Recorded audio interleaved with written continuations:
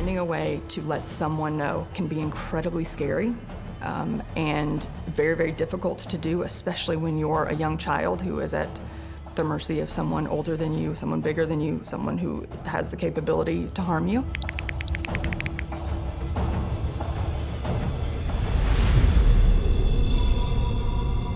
My friends were blowing me up to leave the house, to get out, to stop just focusing on my phone and the news because it was just stressing me out at that point. So I went to my friend's house, and then someone texted me, a friend said, turn on the news. And then the newscaster said Hannah was found. It was just a shock to me.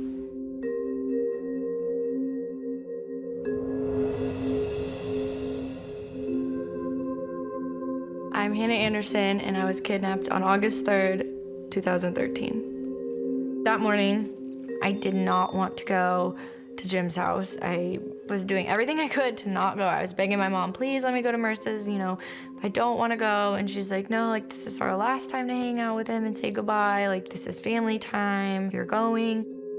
We dropped Ethan off at his practice, and then my mom dropped me off at cheer camp. And they were gonna go straight to Jim's when he was done. Then either her or Jim were gonna come get me and bring me up there.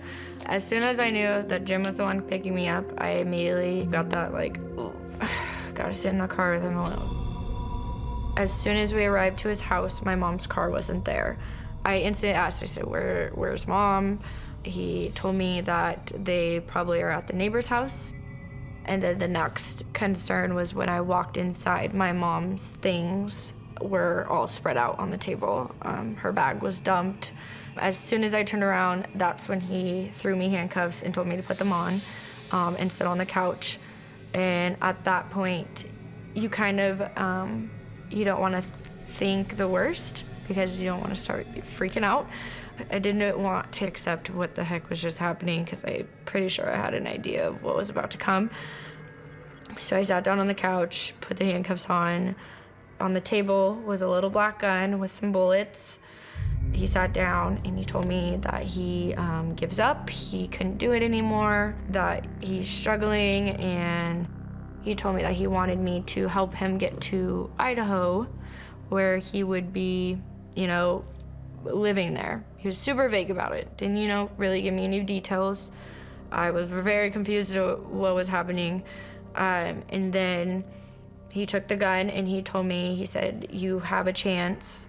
I can put a bullet in this gun and I can put it in my mouth, and if it goes off, you're free and you can go and you live your life. And he's like, have you ever played Russian roulette before? And I was obviously not, so no. And that's when he put the gun in his mouth, he pulled the trigger. Nothing happened. At that point, I was begging him not to do it. I was like, you don't need to do this, everything will be fine. Just trying to calm him down. And then that's when he was like, all right, it's your turn. And he held the gun to my head. And that's when I started crying and, begging him to please don't, I don't want to play, I don't want to do this. And he would just be like, are you sure, And you could tell his pupils in his eyes, he just looked really scary. Just no soul. I started to act like I was in pain, started saying my stomach was hurting. I started, trying to force myself to throw up, anything to freak him out. And that's when he said, okay, I have some pain pills. And I just took them to humor him, whatever, and I was out cold, don't remember anything besides waking up handcuffed inside of a car.